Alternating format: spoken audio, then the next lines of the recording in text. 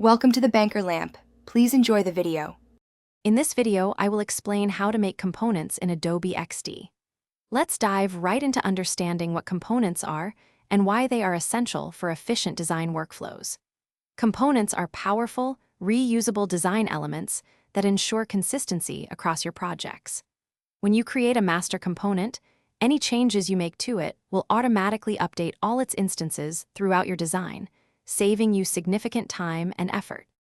To create a master component, first select all the design elements you wish to group together.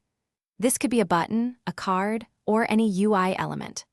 Once selected, simply right-click on your selection and choose Make Component from the context menu, or use the keyboard shortcut. The initial component you create will serve as your master, from which all other instances will be derived. Once your master component is ready, you can easily drag copies, known as instances, onto any of your artboards.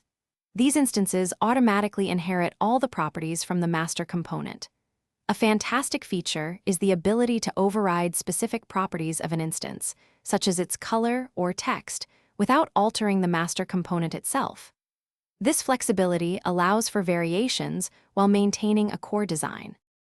Adobe XD components offer advanced features like component states, which are perfect for designing interactive elements such as hover or press states for buttons. You can also nest components within each other, allowing you to build incredibly complex and organized UI structures with ease.